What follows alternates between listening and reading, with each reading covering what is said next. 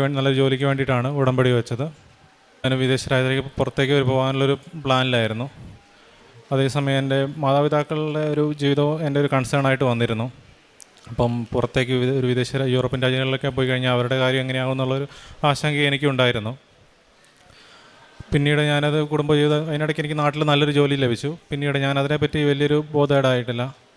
ഉടമ്പടിയും അത് കാര്യങ്ങളുമായിട്ട് ഞാൻ മുന്നോട്ട് തന്നെ പോയി. പക്ഷേ പരിശുദ്ധ അമ്മ അതേക്കുറിച്ച് മറന്നിരുന്നില്ല. അതിനിടയ്ക്ക് തന്നെ എനിക്കൊരു ദുബായിൽ നിന്നൊരു ജോലി ഓഫർ വന്നു. ഞാൻ അക്കൗണ്ട്സ് ഫീൽഡിലാണ് വർക്ക് ചെയ്യുന്നത്. പൊതുവേ ദുബായിലൊക്കെ ആണെങ്കിൽ ഒരു അക്കൗണ്ട്സ് ഫീൽഡിൽ ജോലി ലഭിക്കണമെങ്കിൽ അവിടെ പോയി ഇൻ്റർവ്യൂ അറ്റൻഡ് ചെയ്ത് അവിടുത്തെ താമസവും ഭക്ഷണവും എല്ലാം അതിൻ്റെ ചിലവുകളെല്ലാം എടുത്ത് വേണം മുൻപോട്ട് പോകാനുള്ളത്. പക്ഷേ ഇതൊന്നും ഇല്ലാണ്ട് നാട്ടിൽ നിന്ന് തന്നെ ഇൻ്റർവ്യൂ അറ്റൻഡ് ചെയ്ത് എന്നൊരു നല്ല ശമ്പളത്തിൽ എനിക്കവിടെ ജോലി ലഭിച്ചു.